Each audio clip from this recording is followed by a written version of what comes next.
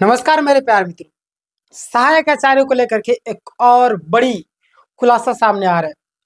JSSC की गड़बड़ी सामने आ रही। कौन सी गड़बड़ी है जिसको लेकर हम लोग बात कर रहे हैं? कौन सी गड़बड़ी को लेकर के छात्र परेशान है और उसको उजागर करने की कोशिश कर रहे हैं? आज हम लोग पूरी प्रक्रिया को विस्तार से चर्चा करेंगे। जो लोग नए होंगे सब्सक्राइब कर लीजिएगा। अगर मैं आपको बताऊं, यहाँ पे देखिएगा क्या उनको अब मिलेगा मौका?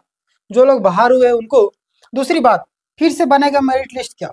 तीसरी बात, 60% वालों को किया गया है बाहर। आखिर किनको किया गया, क्या नहीं किया गया, पूरा विस्तार से हम लोग चर्चा करेंगे। जो लोग नए होंगे आप लोग बने रहिएगा। देखिए, उससे पहले आपको इन्फॉर्मेशन दे देना चाहता हूँ कि हमारे यहाँ पे जितने भी क्लासेस हैं सारा फ्री ऑफ कॉस्ट है। आप टाइमिंग देख लीजिए।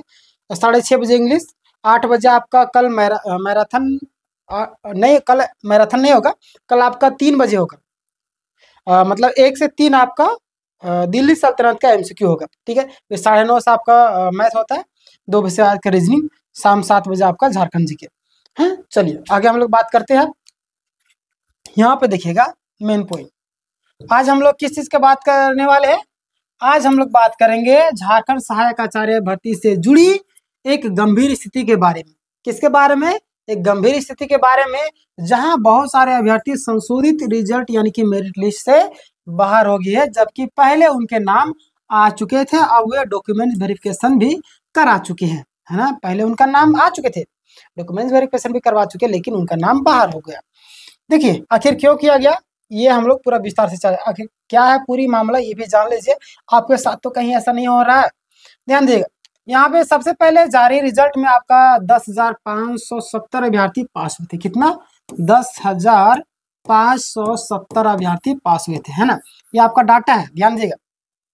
डाटा थोड़ा मोड़ा इधर उधर हो सकता है तो उसके लिए टेंशन नहीं लेना है ना, ध्यान दीजिएगा। लेकिन संशोधित रिजल्ट में यह संख्या घट करके 9,448 रह गया। कितना? 9,448 रह गया, यानी कि 1122 अभ्यर्थी, कितना? 1122 अभ्यर्थी बाहर हो गए, जिनमें से कई सारे अभ्यर्थी क्या किए, डॉक्यूमेंट्स वेरिफिकेशन करवा भी लिए थे। इतना मुझे बहुत ही दुख लगता है, डॉक्यूमेंट वेरिफिकेशन करवाने के बावजूद भी छात्र क्या हो रहे हैं, छात्र बाहर हो रहे हैं। मुझे समझ में नहीं आया किस हिसाब से ये लोग रिजल्ट जारी कर रहे हैं, किस हिसाब से प्रक्रिया को आगे बढ़ा रहे हैं, अब ये ही जाने। लेकिन अगर मैं आपको रियलिटी बताऊं ना, तो इसकी मंशा यानी इन लोगों की मंशा है एकदम भी नहीं, एकदम 0% है छात्रों को नौकरी देना। आगे हम लोग बात करेंगे। यहाँ पे देखिएगा पेपर में बताए गए 2 कारण, पेपर में आप पढ़े होंगे बहुत सारी चीजें, पेपर में 2 कारण बताए। कौन कौन? ध्यान देगा। पारा शिक्षकों को उम्र में छूट, है ना। पारा शिक्षकों को उम्र में छूट को लेकर के बताया गया था। और जान लीजिए यहाँ पे पारा शिक्षकों को 50% सीट आरक्षित थी और उन्हें उम्र में छूट मिली थी। आपको पता है कि पारा शिक्षक को 50% सीट आरक्षित रहती है और उन्हें उम्र में छूट मिली थी। यहाँ पे देखिए, लेकिन अब संशोधित रिजल्ट में उम्र में छूट को लेकर के हुए पारा शिक्षक अगर जनरल सीट पर रखे गए हैं तो इन्हें बाहर कर दिया गया। यहाँ पे ध्यान दिया, क्या बातें बोल रही है। इन लोगों को 50% छूट था, है ना। पारा शिक्षक को इनके सीट भी आरक्षित रहती है और उम्र को लेकर के छूट मिली थी। लेकिन अब संशोधित जो रिजल्ट किया गया है ना, उसमें उम्र को लेकर के सफल हुए पारा शिक्षक, जो भी पारा शिक्षक सफल हुए, अगर जनरल सीट पर रखे गए थे तो उन्हें बाहर कर दिया गया। यानी पारा शिक्षक जो भी थे जनरल सीट में गए थे ना, उन लोगों को बाहर कर दिया गया है। ये बातें सामने आ रही है। आगे आप देखिएगा यहाँ पे यह निर्णय ये नियमों के अनुसार सही है, लेकिन यहाँ पे ध्यान दीजिएगा, यहाँ पे ध्यान दीजिएगा कि पॉइंट नंबर 2 में जेटेट में आरक्षित कोटि में पास अभ्यर्थी को जनरल में नहीं जोड़ा गया, है ना। जेटेट में जो भी आरक्षित कोटि से जो भी पास अभ्यर्थी है उनको जनरल में नहीं जोड़ा गया। और यहाँ पे ये जो बताइए कि ये सही है या गलत, आप मुझे कमेंट करके बताइए। आपके कमेंट का मुझे इंतजार रहेगा। मैंने जो भी चीजें बोलूं मैं देखना चाहता हूँ कितने लोग गलत समझते हैं, कितने लोग सही समझते हैं। अगर किसी कैंडिडेट ने जेटेट में 60 से कम मार्क्स लाया है, भले ही उसने कोई छूट ना ली हो, तो फिर उसे जनरल सीट में शामिल नहीं किया गया। ध्यान दिएगा, ध्यान दिए क्या बातें सामने आ रही है कि अगर किसी कैंडिडेट ने जेटेट में 60 से कम, है ना, 60% से कम लाया है, भले उसने कोई भी छूट ना ली हो, फिर उसे जनरल सीट में नहीं शामिल किया, है ना। यानी कि जाहिर सी बात ये तो सच है, क्योंकि 60% से ऊपर वालों को ने जनरल में शामिल करेगा। अब नहीं लाया तो नहीं किया गया। यह निर्णय गलत है, क्योंकि ये निर्णय गलत है बताया जा रहा है यहाँ पे। हालांकि यह निर्णय गलत नहीं है, यहाँ पे ध्यान दीजिए क्यों। इसको देख लीजिए, कोर्ट के जजमेंट का सही मतलब क्या है।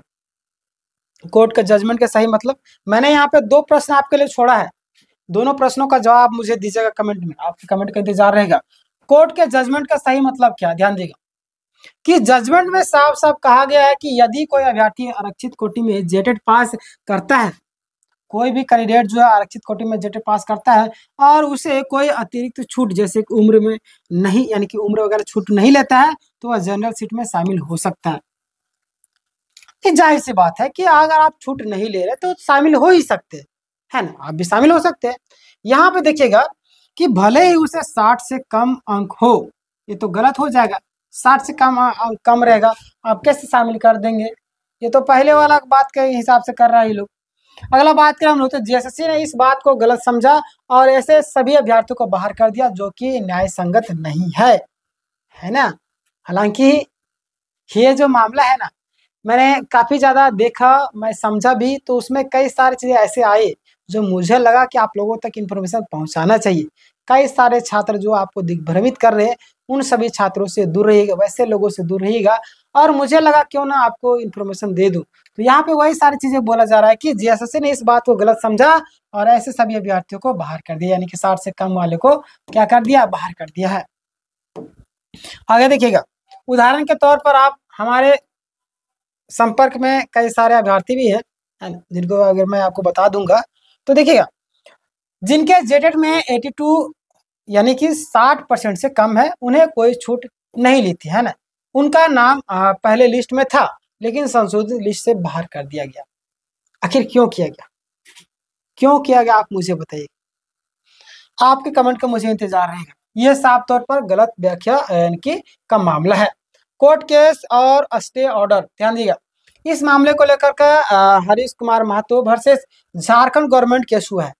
ध्यान दीजिएगा, कौन सा केस हुआ है, हरीश कुमार हरीश मैं बोल रहा हूँ ना, हरिकेश महतो, हरीश नहीं, हरिकेश महतो वर्सेस आपका झारखंड गवर्नमेंट केस हुआ, जिसमें करीब 1600 लोगों ने कोर्ट में याचिका दी है और कोर्ट ने भर्ती प्रक्रिया पर 31 मार्च तक रोक लगा दी है, जब तक नया जेटेड नहीं होगा।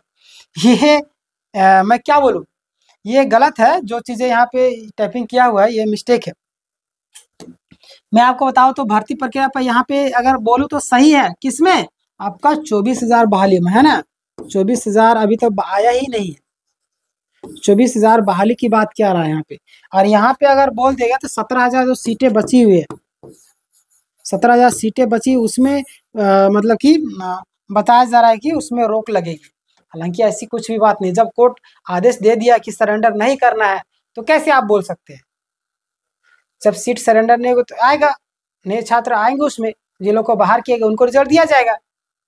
कई सारे लोग बोले कि ये कर दिया गया, वो कर दिया गया, ये गलत है, समझे, ध्यान दीजिएगा। यहाँ पे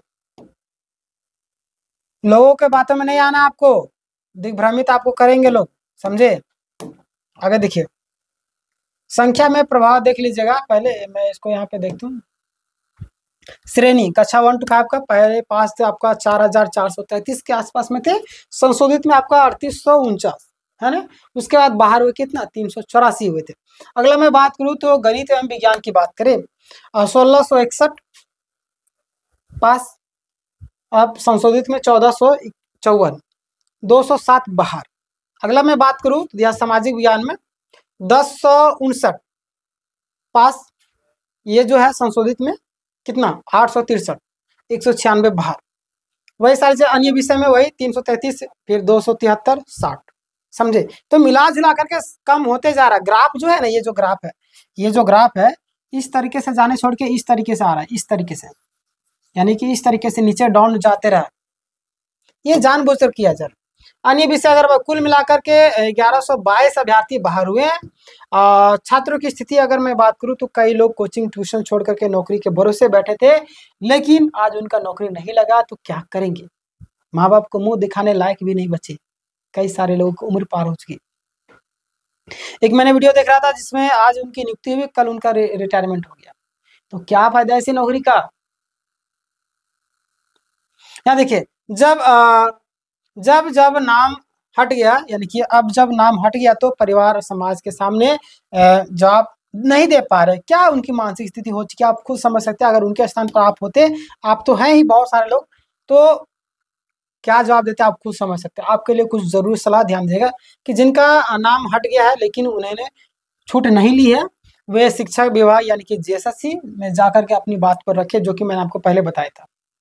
अगला, और अगर बात नहीं सुनी जाती है तो कोर्ट में मजबूती से जजमेंट का हवाला दे। समझे? आप शिक्षक बनने वाला, आपको अपना अधिकार मालूम होना चाहिए। अगला, जिनका नाम नहीं आया अगली जेटेट परीक्षा की तैयारी करें। जितने भी कैंडिडेट हैं 90% आने वाले लक्ष्य रखे, ताकि जनरल यानी कि 90+ लाने का लक्ष्य रखे, ताकि जनरल और अपनी कैटेगरी दोनों में मजबूती स्थिति बना सके। मैं आपको बार बार बोला, जेटेट की तैयारी स्टार्ट कर दिया आप लोग, है ना? जेटेट की तैयारी आप स्टार्ट कर दीजिए। जिनका नाम नहीं आया, आएगा तो इंतजार कीजिएगा सेकंड लिस्ट का, आएगा ठीक है, नहीं आएगा तो तैयारी में जुटे रहिए। हमारा चैनल भी आपको तैयारी करवाता है, ये मत भूलिए, फ्री ऑफ कॉस्ट तैयारी कर सकते हैं। पीडीएफ आपको टेलीग्राम में मिलेगा, टेलीग्राम में जुड़ जाइए आप लोग। अगला मैं बात करूँ यहाँ पे, तो कई सारे पॉइंट अंत में क्या बातें सामने आएगी, ध्यान दिए।